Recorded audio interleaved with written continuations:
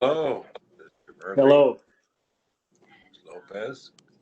So it is 1 o'clock. So I'm going to go ahead and call this meeting to order.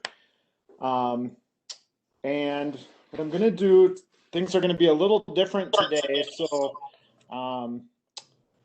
Clerk Vlasic has requested that he no longer record minutes and publish and distribute agendas for this committee because of the changes we made at the county board meeting on Tuesday night. So you'll notice a few differences in the meeting today. So I'm going to go through and record who is here. What I think is going to happen is that as Mr. Langrecht gets staff effectively put into place, we're going to hand this task off to his staff. But until we can get his staff in place, I'm going to carry us for the next two meetings on the minutes. I've got a very basic format that I've already created where I'm just going to fill in the motions and the seconds. And if we have any roll call votes, I'll record those and then I'll submit those minutes to the committee. But in case you're wondering about why I'm basically taking roll, I just wanted to explain what that was. And then in the meantime, we'll ask Mr. Langrecht to handle agenda item number 2 on our agendas, which is proof of notification. So if folks have questions about these as we run through them on the agenda, just let me know any questions you may have about a different routine that we're embarking on. But this is just a temporary way to get through the transition with me taking the minutes for the meeting, and they'll be different until we can get other staff on board to figure out how they want to take minutes, and we can have that discussion during the minutes portion of the agenda here. So I'm just going to take the roll just to make sure we've got folks here. Supervisor Brewer? Present. Okay, Supervisor Cooey?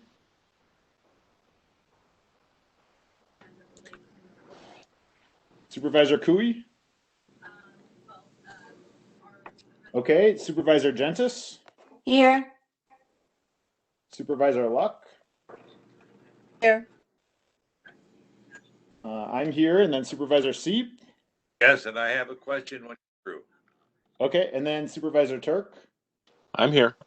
Okay, so we do have a quorum, so we can conduct our business. Let's try to get the questions put under agenda items. So Supervisor Seep, if you've got a question related to proof of notification or previous minutes, let's go through it that way. So agenda item number 2, proof of notification. So Mr. Langrecht, was there proper proof of notification? Mr. Chair, it was properly proof for notification. It was distributed to committee members, WRCO, county department heads. Copy was posted on the county bulletin board, and the copy was emailed off to the Richland Observer and Valley Sentinel. Okay, so it was an email, not a fax to the Richland Observer? Is that correct? Okay, and then the Valley Sentinel, is that how you said that? Valley Sentinel? Yes, it is. I can play it right now, Mr. Chair. That's okay. I've already got it all plugged in the minutes, but I just changed those two things, the emailing and the Valley Sentinel. Okay, any questions from committee members about the way this meeting was notified? Okay, so that has been properly notified. So agenda item number 3, agenda approval. So today we have an 18-point agenda for the committee to consider. So I'm looking for a motion there. Move for approval. And Linda I'll second. second it. Okay, so we got a motion by Supervisor Seep and a second by Supervisor Gentis. Any discussion on the agenda?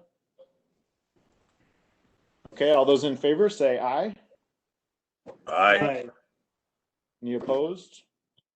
Okay, that motion carries. Agenda item number 4, the minutes. So I did request that one change be made to the minutes that were posted on the website and on our iPads, and that was the committee members.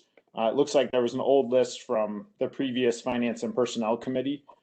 So I'm not sure if that has come through yet to the website, but I did get a copy from Clerk Vlasic. So we do have an updated copy with the appropriate people listed there. Any other comments or questions on the minutes and the taking of the minutes? Yes, Mr. Chairman. Yeah, Supervisor Seep. It is my understanding correct that while you are taking the minutes in brevity, they will in detail be on record on the WebEx, right? That's correct, and that is maybe perhaps another reason to keep them more abbreviated. Maybe it will be that way in the future. I've got down here the motions as they were written in each of the agenda items. So I just copied those into the minutes. And if there's any changes to those motions, then of course we can change those in the minutes. But yes, I think you're correct. We'll have those. I noticed it's being recorded today, and that's the typical way it's been happening.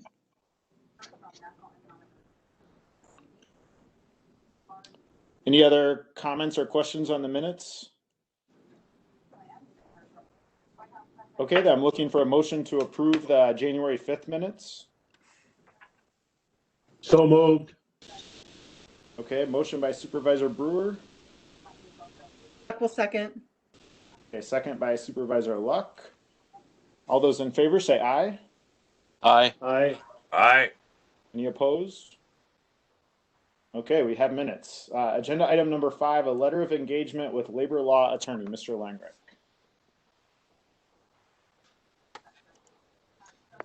Mr. Chair, item number 5 that you'll find in your folder and on the website. Hold on a second.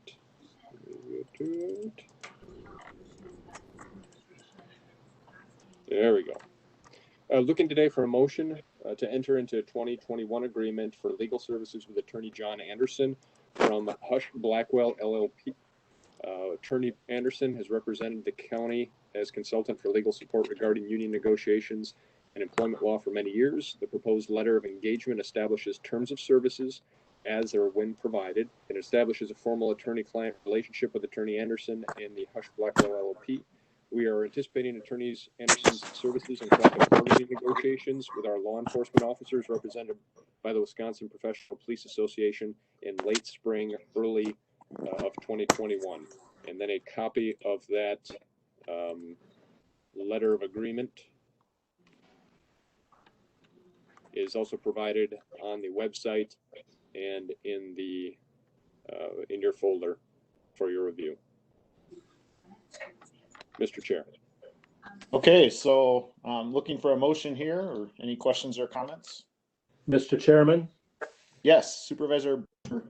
I move for approval. I would not want to enter into these negotiations without Mr. Anderson. He does a superb job. Understood. This is Melissa. I'll second. Okay, second by Supervisor Luck. Any further discussion on this? No. Okay, all those in favor say aye. Aye. Aye. Aye. Are there any opposed? All right, that motion carries. Agenda item number 6, letter of engagement with auditor, Mr. Langrick.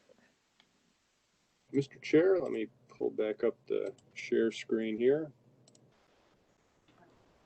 This one is comparable to our same type of relationship. We're looking for a recommended resolution to the county board to enter an engagement with Johnson Block for the 2020 single audit. Johnson Block has supported Richland County for the last several years in performing our audits. This letter commits us to Johnson Block and defines the scope, process, and projected fees associated with the service. Attached is the engagement letter for 2020 financial and single audit. We're looking at a fee increase by about 4.75% compared to last year. There may be additional expenses depending on how the audit, of course, goes. Base estimate fees down here in a range of $30,000 to $33,000 is kind of what we're looking at today. And then enclosed is the actual contract.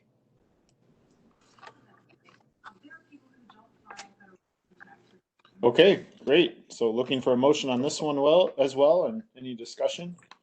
This is Dave. I'll make the motion to approve. Okay. This is Gentis, and I'll second it. Okay, we got a motion by Supervisor Turk and a second by Supervisor Gentis. So any comments or questions on this one? Well, it looks like we've got Supervisor Cooey just joined us too. Are you there?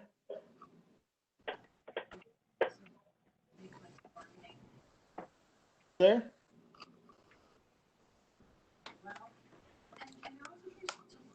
Hold on just a second and see if we can get him off mute, if he's on mute. Yeah, it looks like you're on mute, Supervisor Cooey. If you can unmute yourself, I think you're on WebEx. There you go. Are you there? It looks like we can't hear you, Supervisor Cooey. I don't know if you want to try speaking again. Okay, well, we'll kind of know. Oh, there he is. All right, good. Just wanted to make sure folks knew you were here and that we could hear you. Okay. Yes, we can't have a productive meeting without Mr. Cooey's presence. That's right. Okay, so let's see, where were we? We got a motion and a second on the floor. Is there any, are there any questions or comments on the auditor letter of engagement?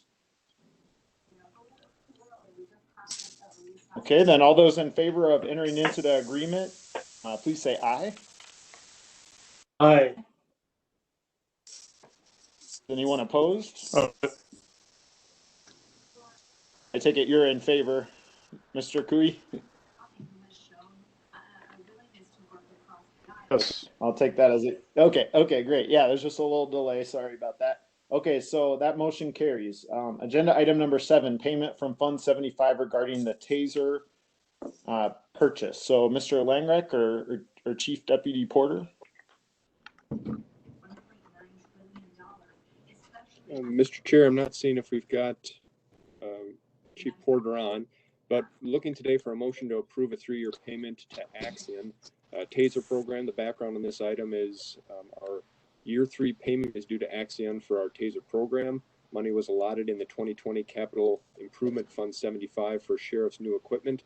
The payment amount for this is $5,627 and was invoiced in 2020. And then we have a copy of the invoice here attached as well.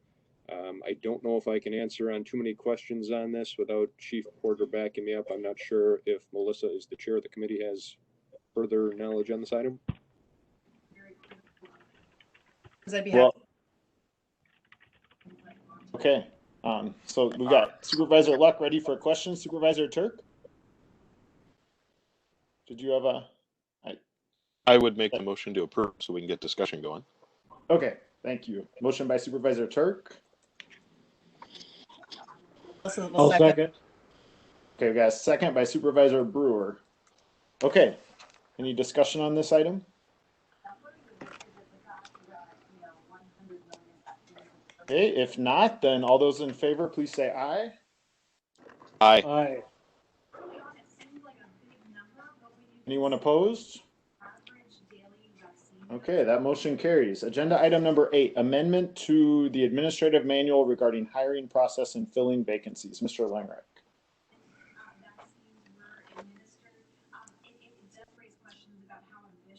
Mr. Chair, looking today for a 2-part motion, perhaps. First part, to recommend amendment to the Richland County Handbook of Personnel Policies, Work Rules, and the Richland County Administrative Manual regarding internal promotions. And number 2, remove current redundant language from the employee handbook, giving reference to the administrative manual. The background on this item is recent requests from Health and Human Services for the creation of the Supervisor and Child and Youth Services Unit was tabled until the county can adopt policy and procedure language regarding a formal internal promotion and hiring process. In response to this guidance, the following language is proposed for committee's review and recommended resolution to the county board. There's 2 sections. The first section would be added language, which would state Richland County hiring policy intended to promote a well-qualified and diverse workforce that represents both the experience offered by organizational longevity and the innovativeness gained through influx. It shall be policy to promote career advancement opportunities from within departments while filling positions with qualified employees best suited for the position and whom bring diverse workplace experience to the county. When the county determines that a vacancy or a new position shall be filled, position vacancies may be filled by the department head, promotion, transfer, demotion from within the department, or a new hire from public posting. Department head positions shall be filled by the county administrator or committee, commission, board, or electorate as defined through Wisconsin state statute and county board resolution. It is not necessary to recruit outside applicants for vacant positions when the position is filled by promotion, transfer, or demotion from within a department. Then the second section to be added would be fall underneath the bullet points of the recruiting and hiring process language. The department head may fill the position by promotion, transfer, demotion from within the department without public posting or external candidate consideration. When considering to fill the vacancy internally, if the department has a pool, more than one, of candidates who meet the minimum credentials and qualifications for the position, the department head must internally post the vacancy within the department for at least 1 week.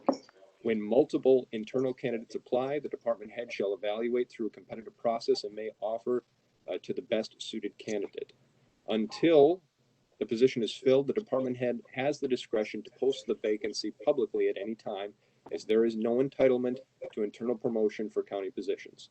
And it is recommended then that this language is added to the administrative manual, and that the comparable type of language addressing handbook language is taken out essentially and kind of marked up to the extent to reference to the handbook language or to the administrative language. And let me show you what is visualized here. Have that language added into the section that applies here in section on page 3, with this being the first section added. And then underneath the process, step 2 would include that language we had just talked about. In the handbook, then, we would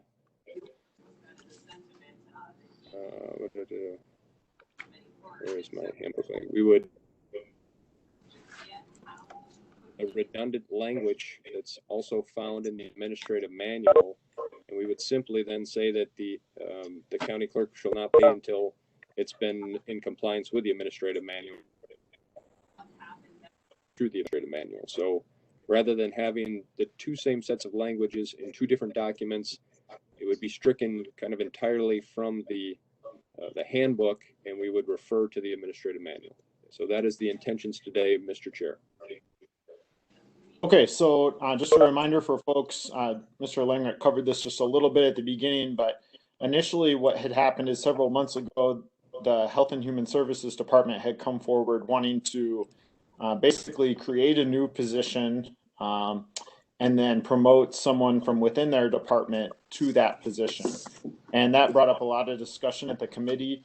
And I think Supervisor Cooey had made the point that there is an internal promotion system, you know, at many different private companies. And I think I had mentioned that I've seen it before in public agencies.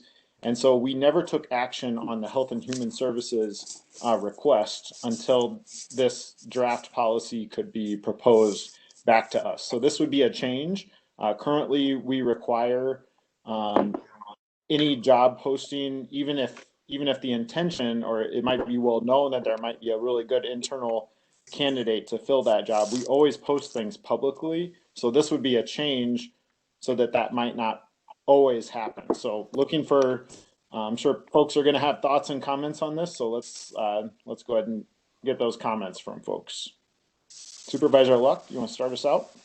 Just gonna say, do we need do a motion to get it on the floor for discussion? Sure, I can do that. I would make the motion to approve. And I will got a second, motion would want to discuss. Okay, so there's a motion by Supervisor Luck and a second by Supervisor Seep. So go ahead, Supervisor Seep. Well, I hate to be first, but that's all right. Maybe I can come back.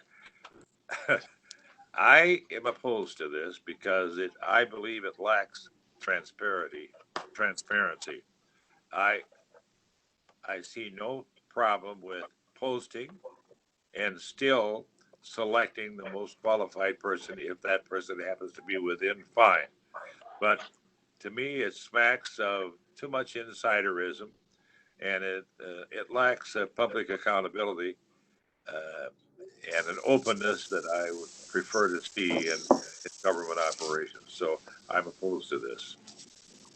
Okay, well, let's get thoughts from other committee members then too. Supervisor Seat. This is Supervisor Brewer. Yeah, go ahead. My main concern with the initial proposal was that I thought it precluded or did not include internal posting. In other words, as a supervisor, I earmark someone for a job, I can just go ahead and promote that person without offering it to others who might be qualified. So I'm happy to see that language included. In other words, the director, manager, supervisor must post internally. I'm not sure why we wouldn't also post externally at the same time, but I'll leave that up to someone else. Okay, other committee members? Supervisor Luck? Yeah, so I have a question. At this point, we have no mechanism for promoting someone without them applying for a job and competing with outside people. Is that correct? That is correct. We do have some maneuverability if the position is vacated, where we can move up folks in an interim type of capacity to fill that, but then we would still require public posting. Hear you well, Clint.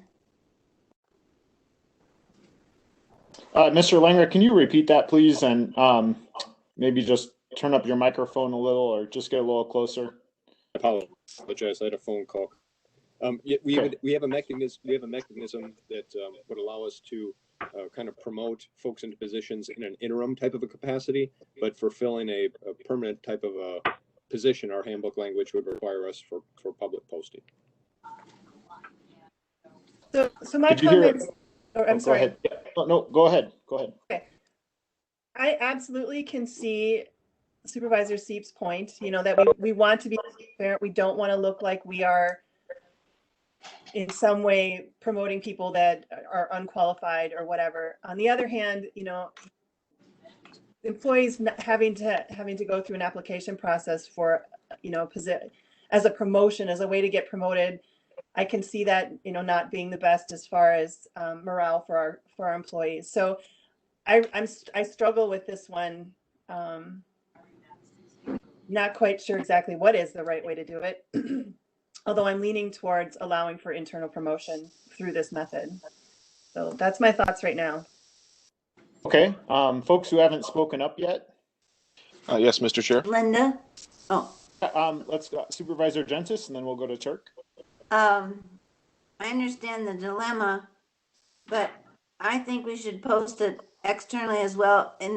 When I was on Health and Human Services, that was a problem. The people from the outside felt that we were always promoting within and not posting jobs. So I think there's a feeling in the community that we're not allowing this. So I think we should be looking for the best candidate. Okay, thank you. And then Supervisor Turk.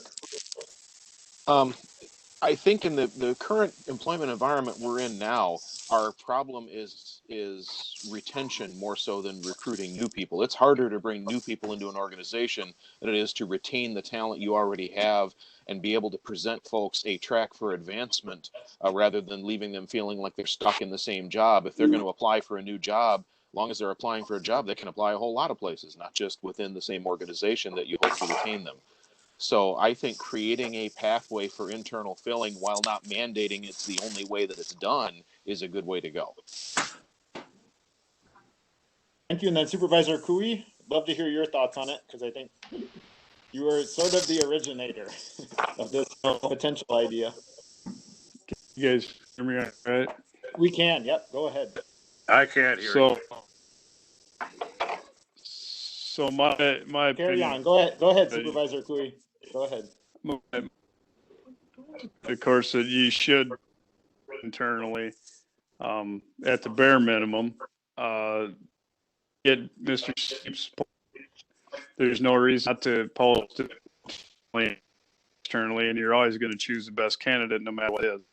It may take some time, additional time to get it complete, but this way there's complete transparency and there's no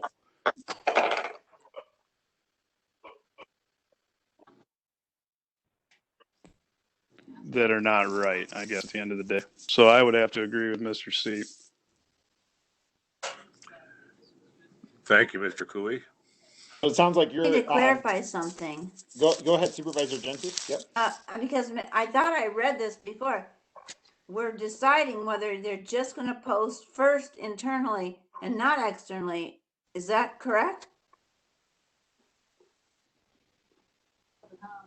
Let's hand that off to Mr. Langreck to answer. Can I have you state that one more time, Supervisor Gentis? I thought the point of this is that we're just gonna post internally and not externally at first. Is that correct?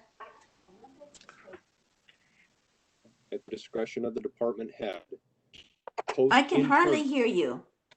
The language would allow for the department head at their discretion to post internally for candidates. And if there's multiple candidates, then to make sure it's a competitive process. Now, at any time through it too, though, the department head has the opportunity to post publicly. An important part or component of it is this is not an entitlement now where it's automatically assumed that there is promotion.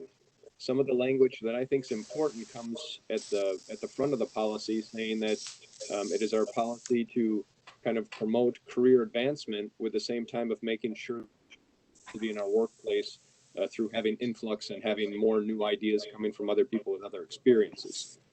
As far as it goes on trying to balance the values that are in competition here of the transparency from the county versus the awarding our employees and allowing them for career advancement, there's not going to be a right or a wrong answer. It's going to be which value that you think is more near and dear that we should kind of be going along with.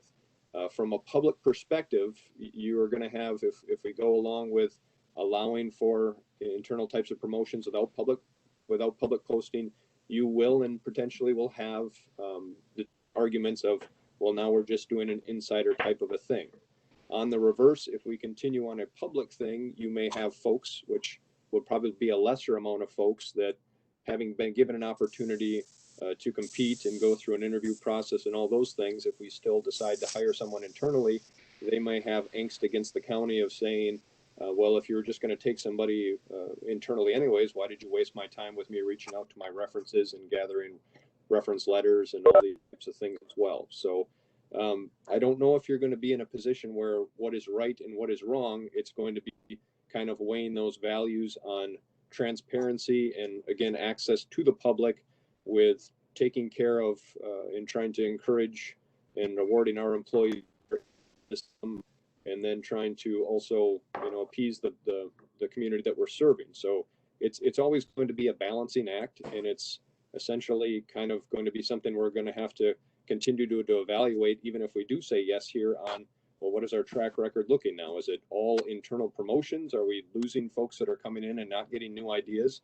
Or is it something that we're still posting out and out and out, and now we really don't have a career progression path for employees? It's going to be, the devil is going to be in the details and the practice that comes of it, would be my final comment, Mr. Chair. Mr. Langreck, just second Supervisor Seek. So I'm wondering, in your experience at both, I believe the counties were Clark and Greene County, where you previously worked, did those counties have a policy where department heads could just do an internal posting to fill a position? At Clark County, if memory serves, it was allowed by department work rules, if that department was going to allow for it. And typically, if memory serves, it was kind of bigger departments. Greene County, I believe, had language that allowed discretion of the department head to do direct kind of promotion by the individual. Competitive process to that was at the discretion of the department. In all situations, I guess another part of it that I think should be considered is anytime we're dealing with like a department head position, your higher echelons of management, it may be more acceptable to do a public type posting, obviously, because those are begins to be some pretty big decision making types of positions that you would want to make sure that we're reaching out for the best and brightest, and as well as allowing the community to compete for those. Okay, so I just wanted to, I'm sure not every county has those policies. I was just curious what Mr. Langrecht's previous experience was at his counties. Because of the issue that he mentioned, and that I believe I brought up when we first discussed this a few months ago, I can't really see requiring, in this example, Ms. Thorson to post this job if, she already has a candidate who is very well qualified. I'm assuming she is fairly confident that there aren't outside candidates who would be as well qualified. And this value of wanting to promote our employees and improve the retention problem that we have at Richland County, we don't have a real solid idea of how bad that problem is because we don't have any data behind it. But anecdotally, we've heard at this committee several times that we do have a retention problem, that we have a lot of turnover. So for those reasons, I am supportive of this policy. So I just wanted to state my opinion on it, and then I'll hand it off to Supervisor Seep because I know he wanted to jump in again. Thank you, Mr. Chairman. I'm not jumping, but I am strongly in agreement with Mr. Cooey. I think the great value here, the largest value, the greatest value for us is to hire the best person for the job. Now, as Mr. Cooey has stated clearly,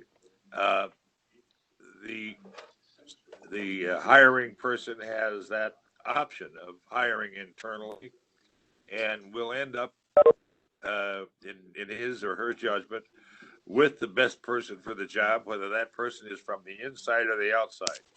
The value of public trust in government is so important to not just county government, but any government body. And so I'm strongly opposed to this. It smacks of insiderism. I know I have the greatest respect for Ms. Thorson and her judgment. I think that she will be able, even if she posed, hire the person she wants for the job. And I think that is the case for any hiring situation. I just strongly opposed to it. Okay, so I'm going to go ahead and so we can keep things moving along, just reread the motion, and then I'm going to call the question and take a roll call vote on this one. So the motion is to recommend an amendment to the Richland County Handbook of Personnel Policies and Work Rules and the Richland County Administrative Manual regarding internal promotions, and 2, to remove current redundant language from the employee handbook, giving reference to the administrative manual. So I'm going to do a roll call, and I'll start with Supervisor Cooey. I'm against. No. Supervisor Gentis? No. Luck? Yes. And then myself, I'm a yes. Supervisor Seep? No. Turk? Yes. Brewer?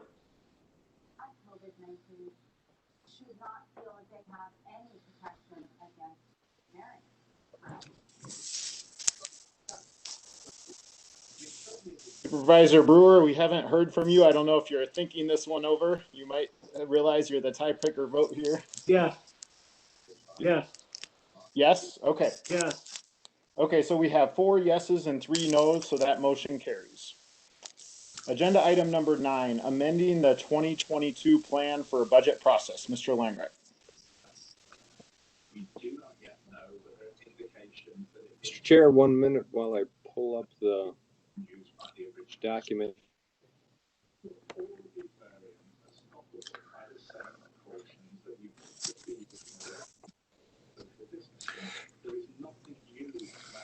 Okay, let me zoom in on it here. Looking today for a motion to adopt proposed changes in the timeline and initiatives in preparation for the 2022 county budget. We did have attachment here for the 2020 with the changes. Again, the provision language and intent, it is In response to the continued financial challenges resulting from aging infrastructure, state-imposed levy limits, and increased expenditures resulting from rising costs in health insurance, benefits, materials, and services, the attached initiatives and timelines is proposed for the development of the 2022 Richland County budget.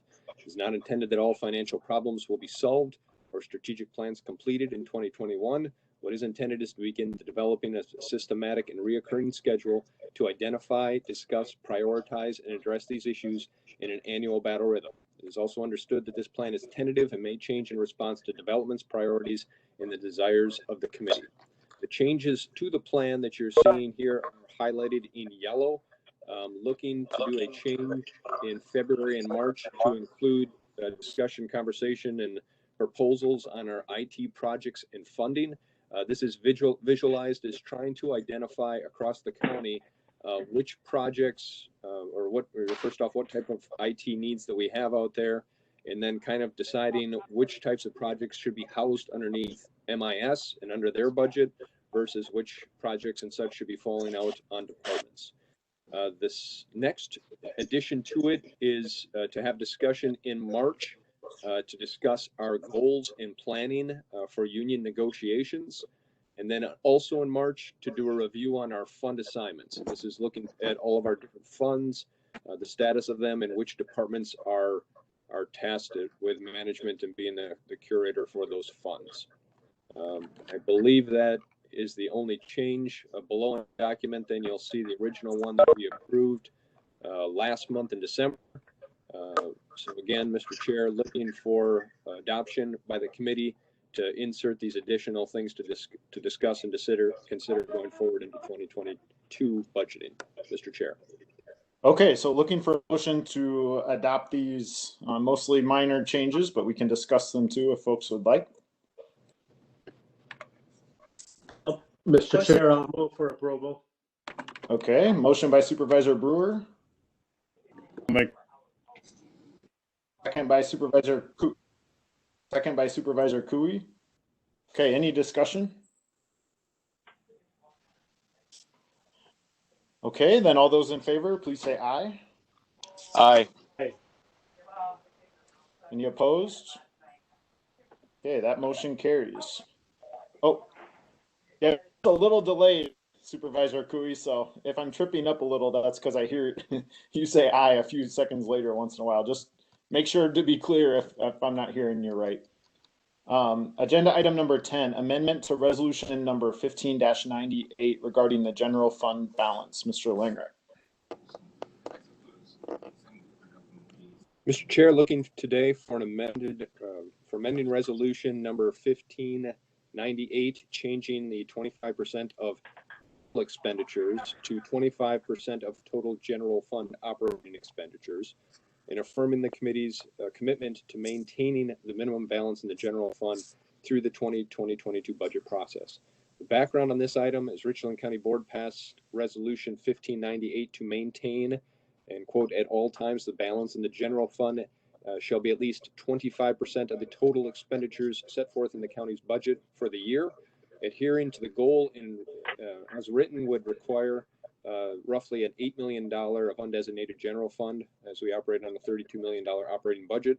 Our auditors have given us commendations on our current balance of $4,785,000. Our auditor, Bill Moyleen, has been asked about the change in my experience, minimum fund balance policies relate to the general fund. I think that's what the current policy is getting at, but more specific wording could be an improvement. Recommendation from our Government Finance Officers Association states, nevertheless, the GFOA recommends at a minimum the general purpose governments, regardless of size, maintain unrestricted budgetary fund balance in their general fund of no less than 2 months of the general fund operating revenues or general fund operating expenditures. And then there's a reference to the website. So essentially, not encouraging that we change our practice, but that we just change the resolution language to kind of match what our proposed practice is. And that is, again, that we're retaining 25% of our general fund operating expenditures and not 25% of our total county operating expenditures. Okay, Mr. Langreich, thanks for this. I really appreciate the clearing this up because it was a confusing point for me several times when I looked at that old language. So I'm definitely in support of this. So looking for a motion to approve this change. Gentis, I so approve. Okay, we got a motion by Supervisor Gentis, and I heard Supervisor Luck trying to speak, so we'll take that as a second. Yeah. Any discussion? Okay, all those in favor, please say aye. Aye. Aye. Any opposed? Okay, that motion carries. Agenda item number 11, Richland County authorization table. Let's see here. Mr. Langrick, do you want to go ahead and kick this one off? That'd be great. I've got a few things to say about this, but I'll let you get started here. Sure. Thank you, Mr. Chair. Looking today for a motion to accept and file the Richland County authorization table, either as presented or with amendments. The background on this item, a Richland County authorization table is presented to the Finance and Personnel Committee for consideration to accept and file. This authorization table is intended to give transparency regarding positions authorized to Richland County departments. It is anticipated that this document may often be amended and restructured to reflect the changes needed in personnel and the changes needs in tracking the various characteristics of our positions. This document is presented to the committee with the intentions to assist with decisions regarding funding, budgeting, personnel transfers, additions and deletions, position transfers, additions and deletions, etc. It is the administrator's goal to incorporate this document into a future compensation classification and authorization policy, as is one of our strategic goals, and to be adopted by the county board for future resolution. Richland County Board is granted authority to establish a number of employees in any department or office, including deputies and elective officers, under Wisconsin State Statute 59, with exceptions noted in the statute. And then the table, again, may have future amendments in the layout and numbers depending on our needs of information to track, and then the number of authorized personnel in those positions. Mr. Chair. Okay, I'm hearing some background noise. I'm not sure if anyone else was just so distracted by it they need anything repeated, but if so, just speak up. I just wanted to give a little background into how this came to be. So I think I had mentioned under future agenda items. Mr. Chair, Yep. can you ask the people to mute? Because there is a lot of background noise happening. Okay. Could everyone take a minute just to mute themselves, please?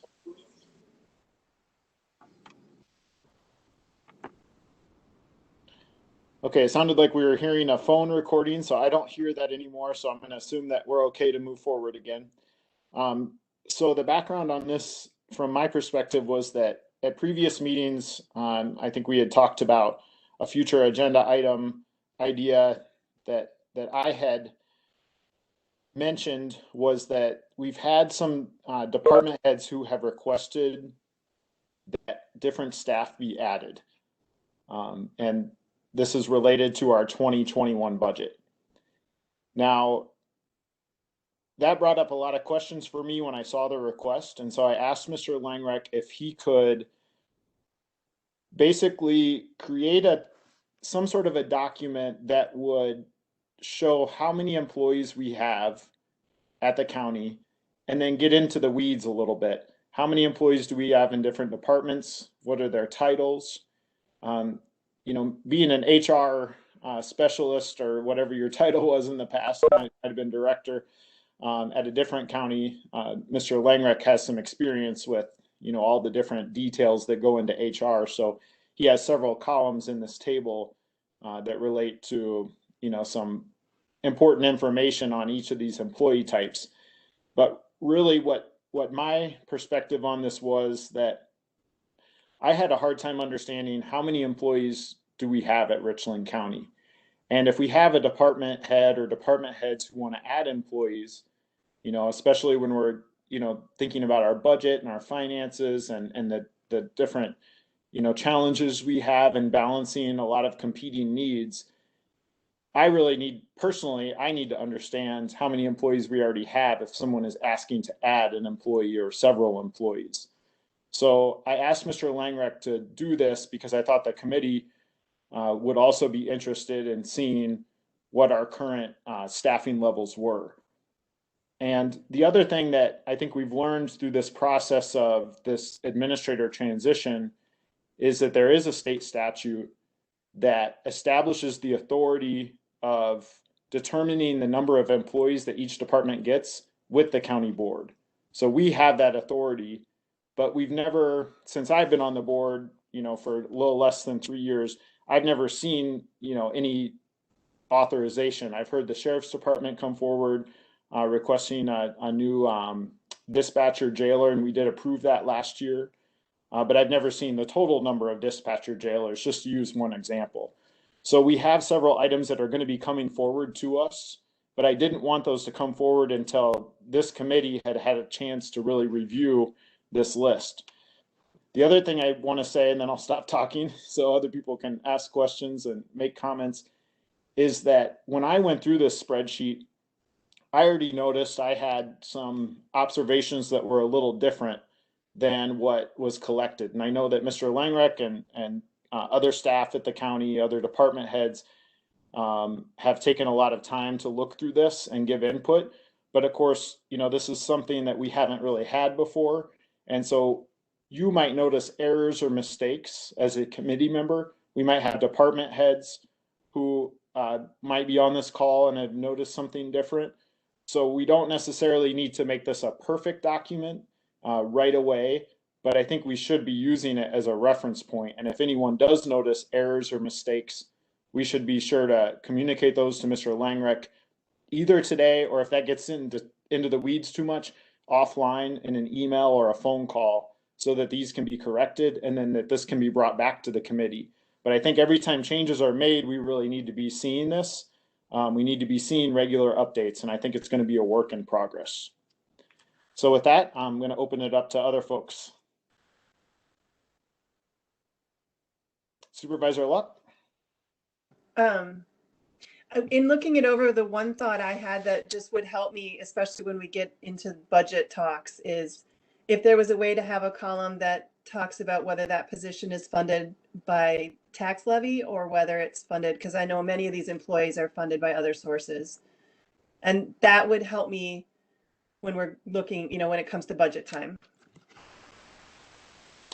Okay.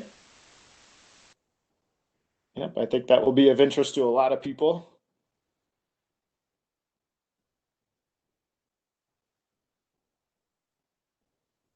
Mr. Chair, Yeah, Supervisor Brewer? I've served on all the major committees in the county at one time or other. And the only department that published a flow chart, a schematic, whatever you want to call it, was the Health and Human Services Department.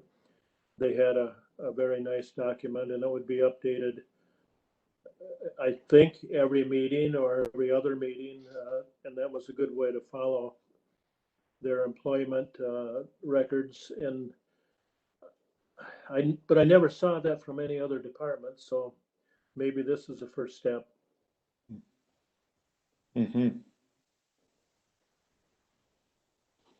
Okay, other committee members?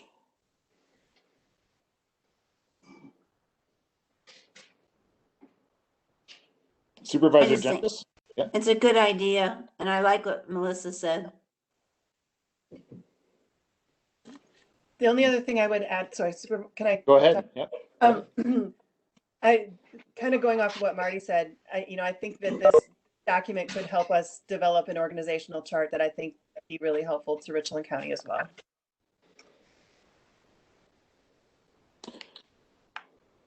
Okay. And Mr. Chairman? Yep, Supervisor Seat. Yes, thank you. I regret that Chairman Brewer stole my thunder, but I was going to reference the same issue, the same model that he referenced at Human Services. They have an excellent organizational chart, which shows positions and shows whether they're vacant or occupied, and it's updated each month. It's at a quick glance, you know how many positions are authorized, and therefore, and how many employees are on site for that period of time, based upon whether the chart shows a vacancy in one of those blocks. So this is very good, and I commend Mr. Langreck for moving forward with this. Okay, thank you, Supervisor Seep. One point I want to make here is that I have had a little back and forth already with Mr. Sachs and UW Extension, and then Mr. Langreck. In the chart under UW Extension right now, I believe it says we have 2 county employees and then 3.5 contracted employees. And Mr. Sachs put together a pretty detailed chart. Mr. Supervisor Cooey is probably interested in this too, as the chair of UW Extension. But I think we still need to make a few changes to that. So I'll communicate that offline with appropriate people. And then I also want to mention, I've seen a few chat messages coming through from Ms. Scott, and she has a suggestion, and then also has mentioned that it sounds like one of her employees has worked on an org chart for the whole county too. So perhaps that's something that can be shared with Mr. Langreck. And I know that he has been interested in that. He's mentioned that to me when I've had conversations with him. So, and also, you know, what's before us today here, I just want to mention, I believe this is just an accept and file, this authorization table. So when we have our next meeting in February, I'm sure this table will be coming back to us with some additional changes. And then also we can look at the departmental requests in light of this as we're considering our decisions to make changes to the number of employees we have. So I'm looking for a motion to get this accepted and filed.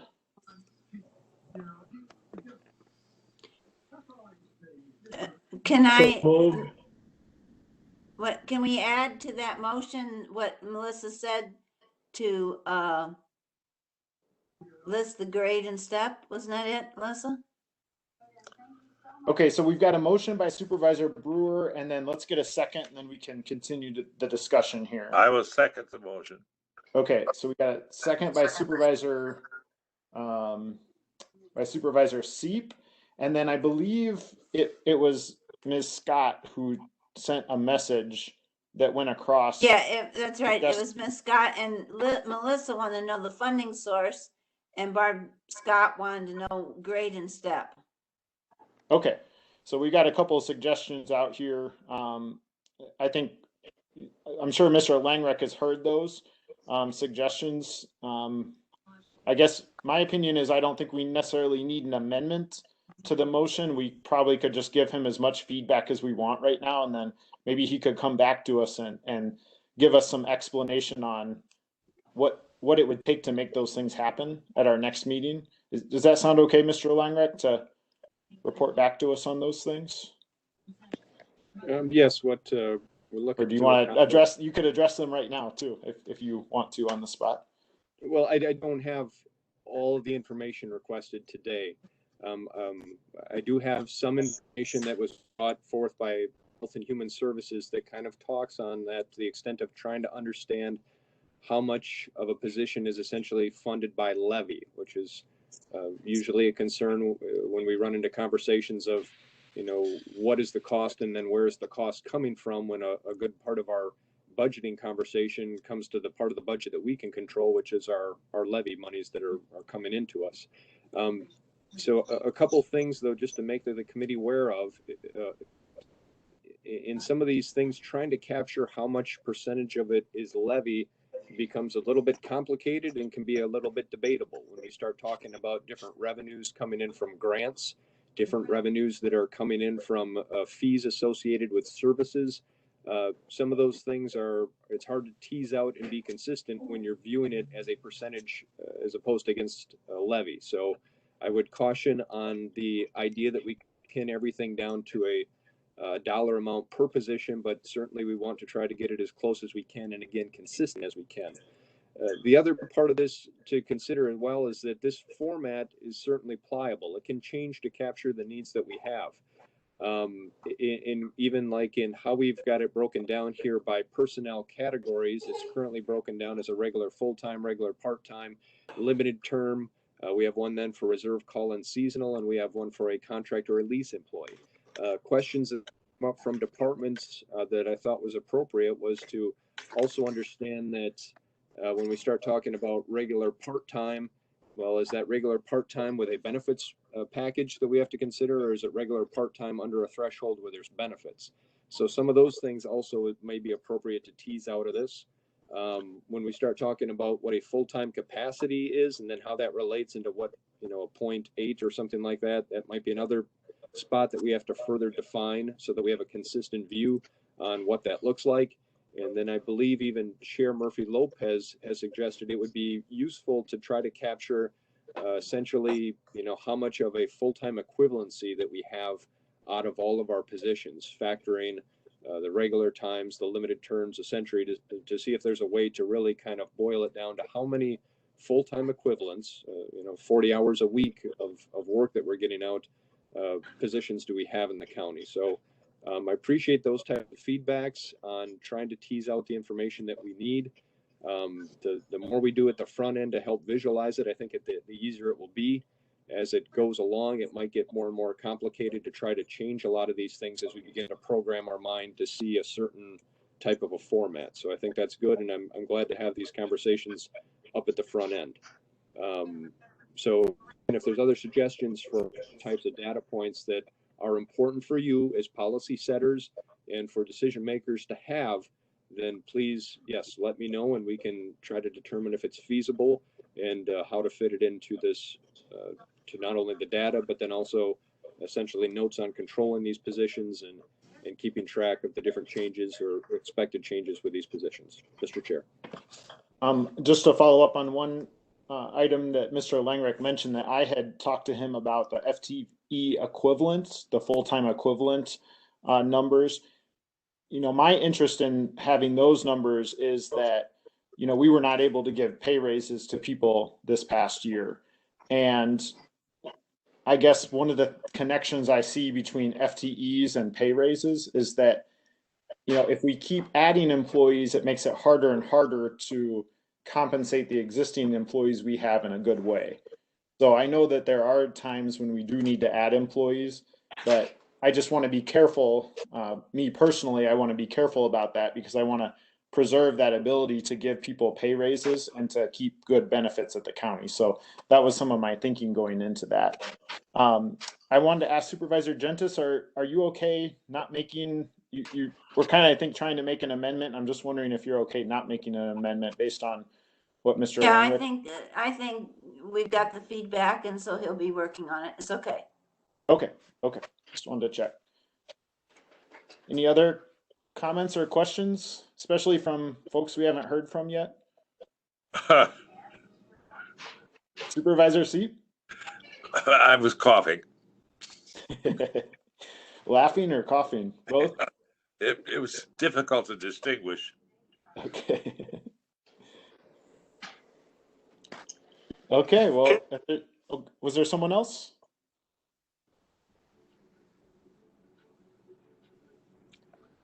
Okay, well, I'm going to go ahead and ask folks then. We'll take a vote.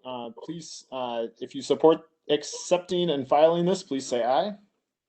Aye. Aye. Is anyone opposed?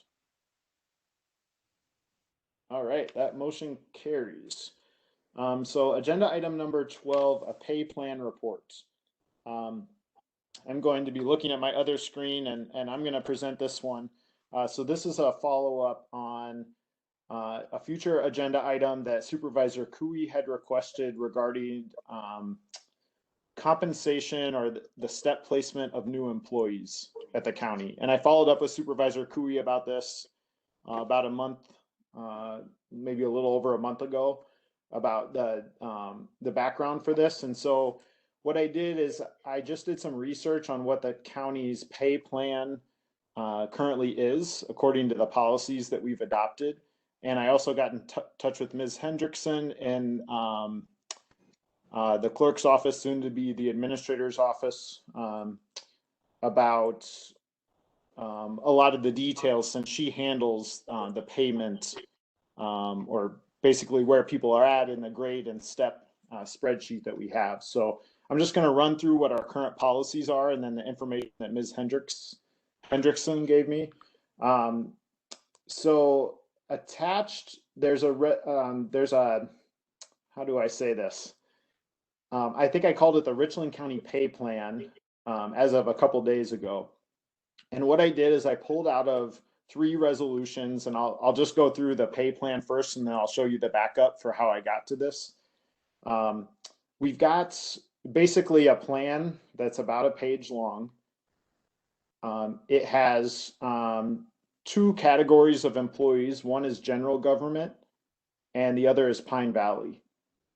I believe that the sheriff's union is perhaps separate from this. I'm not 100% sure on that. I'm learning a lot here as I dig through and do this research. But what we have is that this was, I believe, adopted. It was effective. There's an effective date. I believe it's at the bottom of this section of January 2020. So the last time we approved a resolution, we had an effective date of 2020, January 2020. So when you're thinking about or when you hear all these policies that we have, just think about them as the changes were last made in January 2020. So at the very top under general government, it says that employees with 2 or more years of employment as of January 2020 will be placed at step 4. And is currently step 3 was language that was pulled, that was before January 2020. I hope this isn't too confusing. It was confusing to me at first. So the second point is that employees whose wages were above step 3 prior to January 2020 will be placed at the next step that provides an increase. So that happened. Everyone got a raise in 2020 who fit that qualification. And then point number 3, employees with less than 2 years of continuous employment as of January 2020 and new hires would be placed at step 2. And they previously been placed at step 1. And then point number 4 is that after an employee passes probation, the employee will be placed at step 3. And that had been step 2 previously. And then point number 5, after 2 years from the date of hire, the employee will be placed at step 4. And that had been step 3 previously. And then the last point under general government is employees must have completed their probationary period of employment to be placed at the 2-year rate, which is step 4. And that had been step 3. So I'm not going to read every one of them underneath Pine Valley, but Pine Valley was basically, my reading of this, they were a step above those in general government. And I believe, memory serves me, other people might know better, this was because there was difficulty in retaining and bringing in, I believe, especially nursing staff. And then under general provisions at the very bottom of page 1, and this really relates to Supervisor Cooey's question that he had. It says that county department heads beginning in January 2020 may authorize a new hire to start 1 to 2 steps above the new hire step based on qualifications and experience. The department must be able to absorb the increased costs in its budget. Such new hires would move up a step upon successful completion of their probationary period and at other designated intervals, unless they are already at the highest step for that position, which was step 4 for general government and step 5 for Pine Valley. So I'm not going to claim that I can explain all of this to everybody, or that I understand the justification for everything. I'm sure different committee members have different memories and recall different reasons for why this was in place. The purpose of this was just to educate myself and other committee members about what our current policies are. And then if you, and there are a couple more points, so folks might want to read through this again if they haven't done it already. There's another attachment related to, this is the current, I mean, there might be a better name for this. I'm sure Mr. Langrek might know the official name for these, but this basically lays out all the grades we have, A through R, and it starts with R because R would be the highest pay grade. And then over on the right, so the rows are grades, and then columns are steps. So over on the right-hand side, we have steps 1 through 8. So this is what we have as our current adopted, I guess, wage scale. Maybe that's what the term is for this. And Ms. Hendrickson has done her best to keep this up to date. She did tell me that there might be some errors in this based on recent actions of the county board. But this was the most up-to-date information that she had, and she is really the repository for the information. She is really our expert, I think, on our wage scale. So with that, I'm happy to take comments or questions on this. Mr. Yeah, Supervisor Luck. I guess I mean, this looks great, and this is really good information. And my recollection of those resolutions is the same as yours of how we do that. My one question on this whole process is it concerns me that we don't have any sort of mechanism for merit or performance-based raises, that it's all just based on length of time and not at all on their performance. I mean, as you know, for retention purposes, if you have an underperforming employee getting paid the same as an extremely well-performing employee, that creates issues. So that would just be my one comment, is that maybe that's a future agenda item, I don't know, but I think this is good, but I think we could. Let's let Supervisor Luck finish her thought, please. But I do think that we need to pursue some sort of mechanism for merit or performance-based raises. Okay, thank you. Supervisor Seat?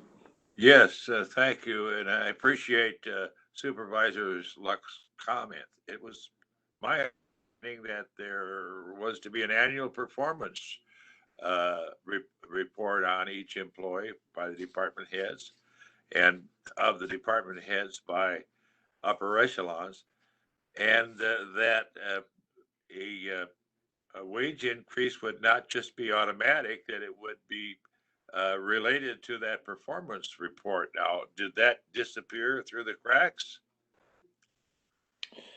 Well, it's certainly not in the 3 resolutions that led to this current pay plan that the county has. Mr. Langrek, do you know if we have anything in our administrative manual or employee handbook about performance being tied to pay raises?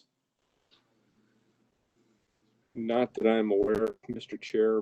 It doesn't mean that it's not there. It doesn't mean that there's perhaps other resolutions that I'm not aware of, but at this point, I'm not recalling that.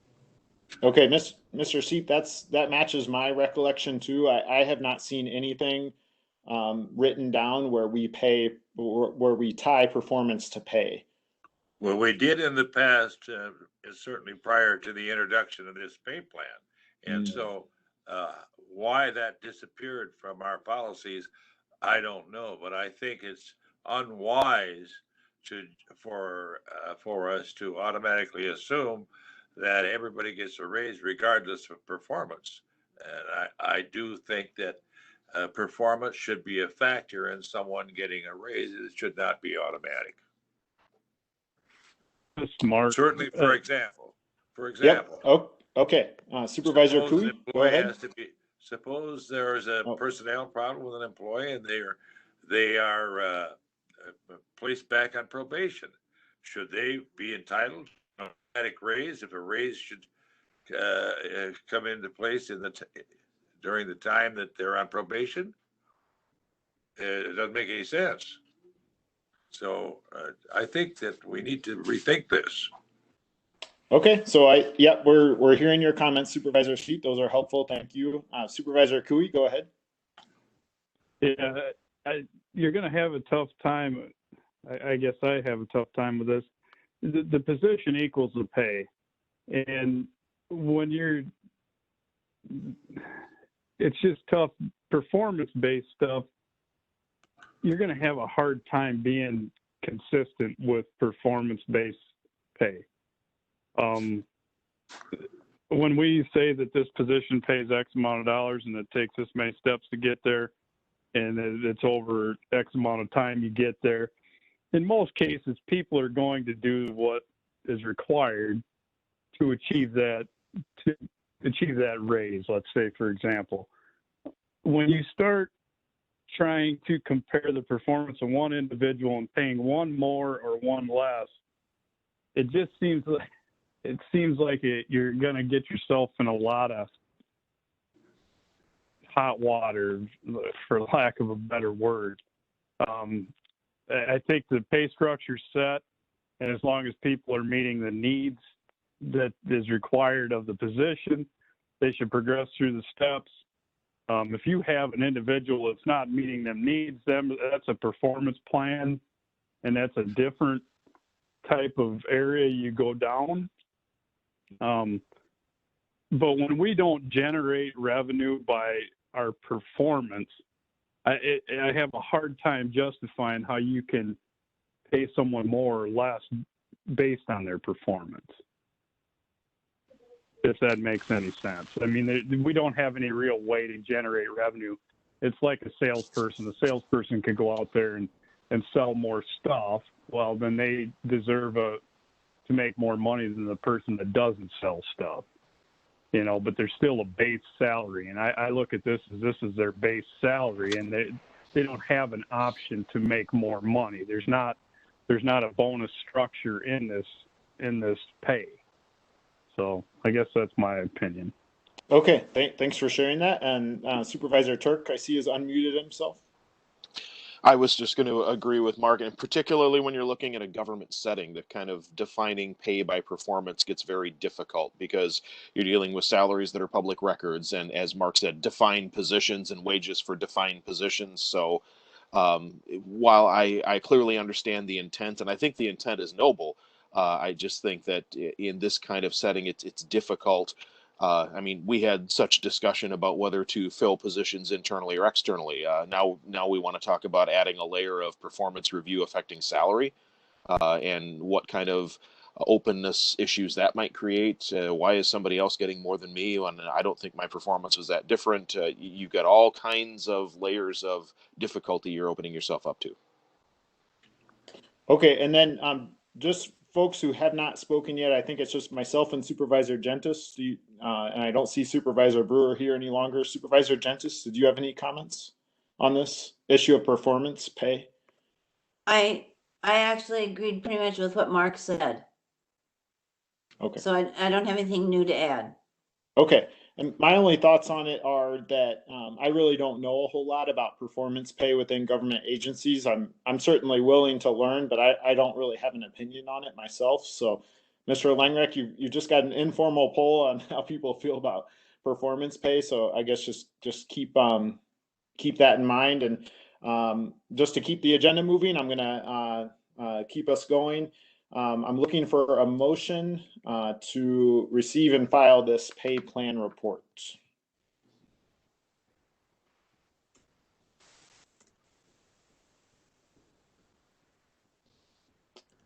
I'll go ahead and make the motion if This someone is will Janice, and I shall move. Okay, we'll have you second it, Supervisor Gentis. All those in favor of accepting or receiving and filing this, please say aye. Aye. All right. Okay, any opposed? All right, that motion carries. Agenda item number 13, strategic goals and tracking. Mr. Langrek. Mr. Chair, this is a reoccurring item. We're just trying to keep a gauge on our strategic goals. Some of the changes that would have happened since our last meeting in December. We did have some movement on our development of long-term strategic planning.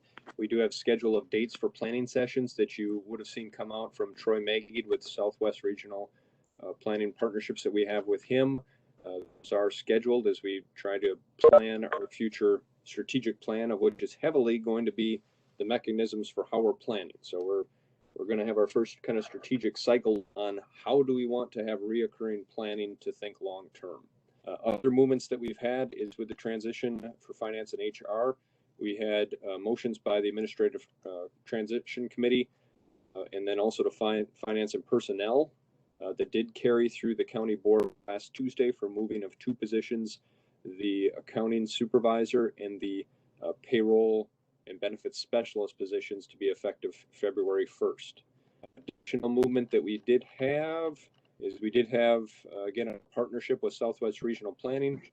We did take action on the last county board meeting to affirm and to make first payment for them to administer our EAD grant for our strategic planning. So we're very much going to be in partnership and heavily involved with Southwest Regional Planning moving into the future several months in the rest of this session. It was anticipated to take action at the last county board meeting on our procedure for addressing complaints. There was a policy that has been approved by this body, but did not make resolution for the committee to go forward with a formal concern and reporting mismanagement policy. I'm anticipating to have that back to the county board in February. That would be my report, Mr. Chair. Okay, any questions or comments for Mr. Langrek on his update where we're making some movement?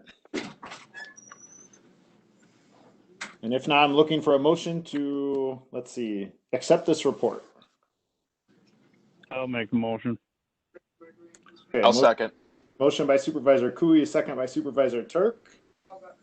There's no discussion. All those in favor, please say aye. Aye. Aye. Any opposed? All right, that motion carries. Agenda item number 14, treasurer stale checks. So I did ask Treasurer Keller if she could come to this committee.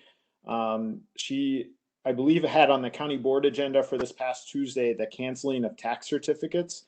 And I asked, if my memory serves me right, I might be remembering that incorrectly, but I believe that was on our agenda at first. And then I asked if she could come to this committee first to explain basically what tax certificates are and the process for that.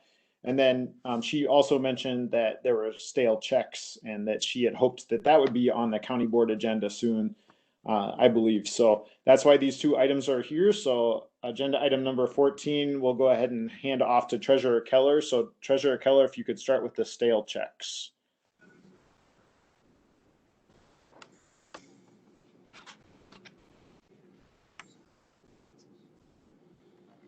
And I think Mr. Langrek's just checking to make sure.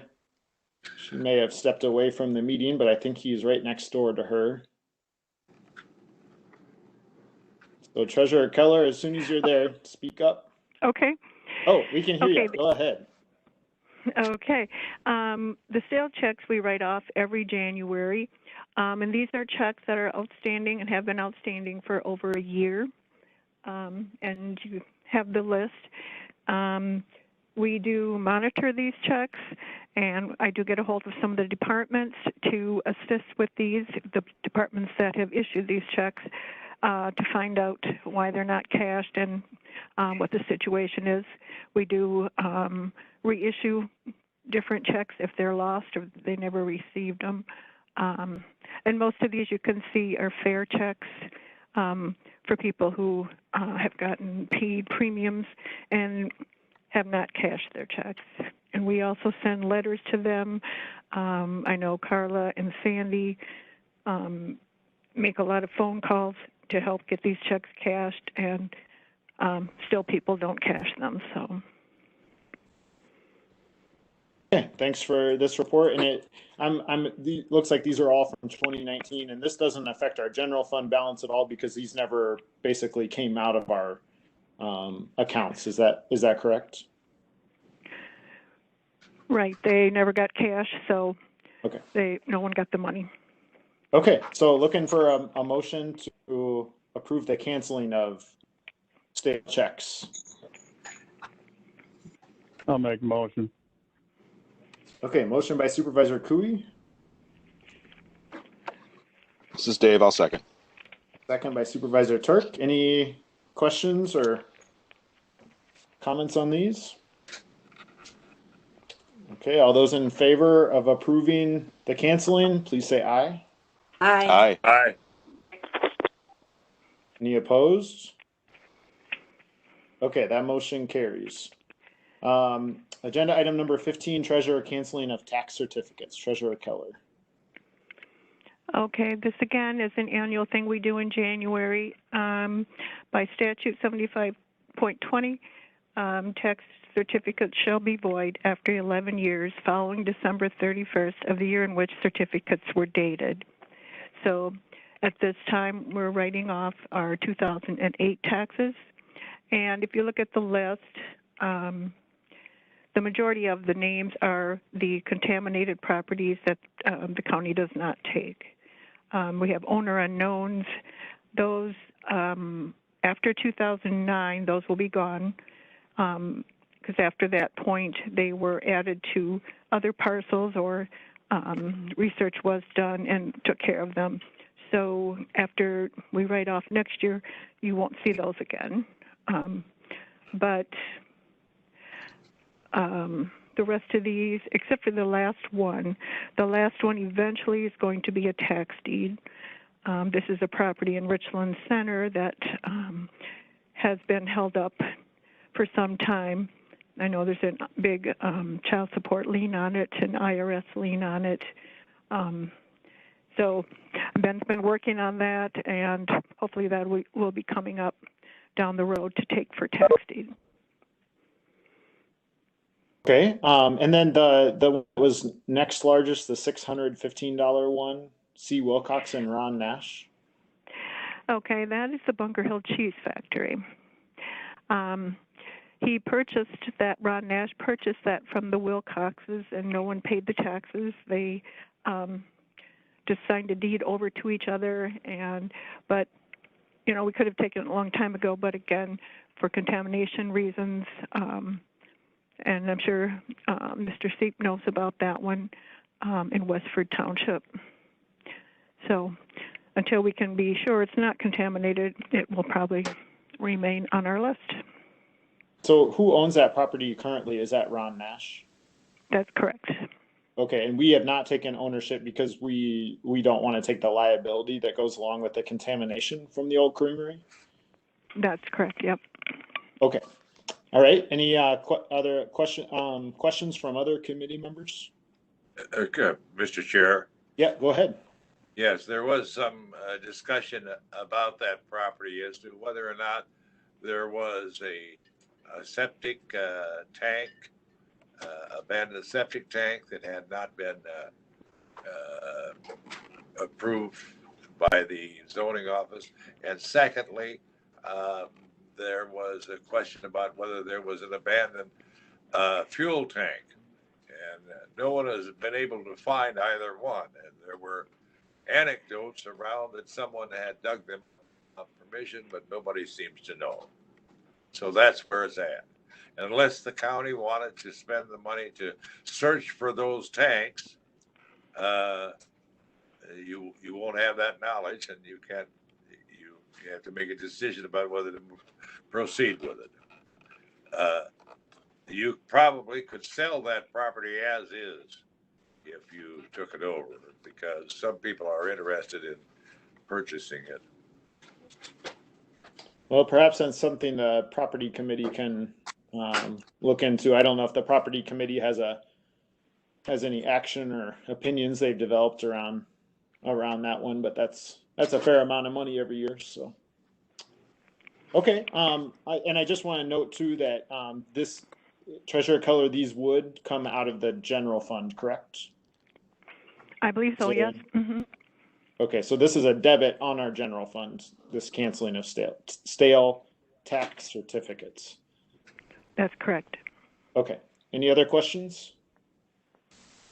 If not, looking for a motion to approve the canceling of the tax certificates. I'll make a motion. Okay, a motion by Supervisor Cooey, Second by Gentis. All those in favor, please say aye. Aye. All right. Any opposed? All right, that motion carries. And then agenda item number 16, treasurer revenue reports. Treasurer Keller, can you walk through these, please? And thanks for Okay. preparing these. Sure. These are just updates with the December balances. You'll see the cash balance history. We're down to 11 million, but now this month we did all the calculations for the 22 municipalities for their tax collections through the end of the year and performed a January settlement, which brought us in over 3 million. So we're sitting pretty good right now. So you're saying, sorry, go ahead. Keep going. And that part, let's see, it was 3.3 million, and so that's about 31.6% of the county's levy that we've gotten in so far then. Okay, and then the cash balance, and is there one other report there as well, Mr.? Go ahead. Interest on investments, that's the only really sad one. That seems to go down and quite a bit under last year's, as you can see.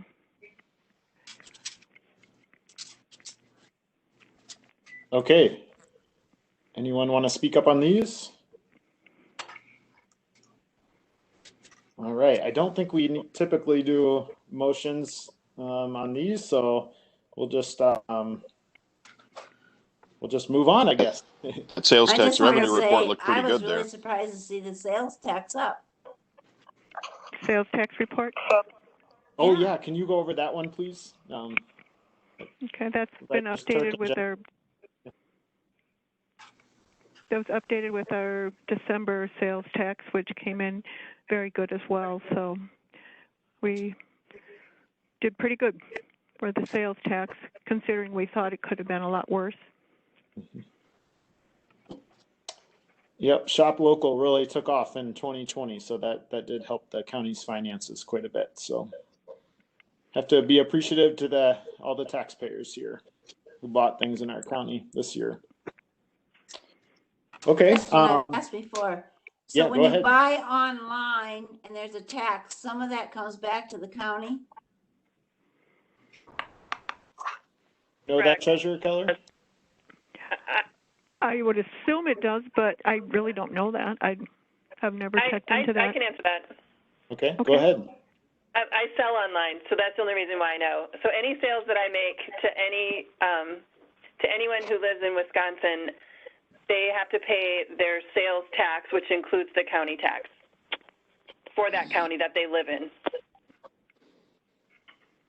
So if someone from Illinois buys one of your products online, they do not pay the Richland County sales tax. Is that correct? Correct. They would pay Illinois sales tax. Oh, they pay. And I don't file that. That's done through the platforms that I use to sell online. Okay, so only if the purchaser is purchasing from Wisconsin do we get the sales tax. Correct. So does that mean if Amazon is located with a distributor, we get the sales tax from Amazon or not? If I purchase something from Amazon, I pay Wisconsin state and local sales. I pay 5.5% sales tax. Okay. So it would go to Richland County sales tax if I purchase something from Amazon. Yeah, I'll have to look at that more. Thank you. So it sounds also like if say I bought something from Minnesota, because I live in Wisconsin, I'm paying the Richland County sales tax on that product I bought online from Minnesota. Is that correct, Supervisor Luck? Yes. Certainly with all the big online, like Amazon, eBay, Etsy, all of those online platforms, the really large ones, the government has mandated that they make sure that the state and local taxes are paid to the appropriate place. Okay. The other thing that you should note is that if you buy something out of state, in theory, you're supposed to actually submit a use tax form so that you pay Wisconsin state sales tax on some equipment that you might buy. But I don't know that most people file that. The filing is a sale and use tax form, and a lot of people forget about the use part. Okay, so we're probably not getting any money that way. Doesn't sound like. Okay, all right. Thank you, Treasurer Keller, for bringing those to us. And then agenda item number 17, future agenda items. So let's see, committee members. Let's just go around to your Supervisor Gentis. I haven't thought of anything right now. Sorry. Okay, no, you don't have to. It's okay. It's just your opportunity. Supervisor Luck. I was just thinking that it might be a good idea to have further discussions about the merit-based, performance-based raises. I completely understand Supervisor Cooey's concerns and comments on that, and so I think it merits a discussion in more detail. Okay, thank you. Supervisor Seep. I have no suggestions at present. Okay, Supervisor Turk. Nothing that I don't know is coming for sure already. Okay, I believe Supervisor Brewer has dropped off. No, I'm here. Oh, you're there. Good. Yeah, I don't know why you said that because I've been here all the time. But anyway, I don't have any suggestions. Thank you. Are you at home or are you at county building? I'm at home. Okay, for some reason yours says Richland County and it doesn't say Marty Brewer. That is correct. Oh, I'm really sorry about that. Okay, That's my how apologies. I go. That's how I go now by Richland County. Okay, good to know. I don't my understand. apologies. Yeah. And then Supervisor Brewer, did you have any future agenda items? No, I do not. Thank you. Oh, okay. And then Supervisor Cooey? No, I'm good, Sean. Okay. All right. So then that takes us to agenda item number 18, which is adjournment. So I'm looking for a motion to adjourn to Tuesday, February 2nd at 1 p.m. for a virtual meeting. So moved. Motion. Okay, so we got a motion by Supervisor Turk and a second by Supervisor Cooey. All those in favor, please say aye. Aye. Aye. Any opposed? All right, we are adjourned. Thanks, everyone. Thank you. Thank you. Thank you all.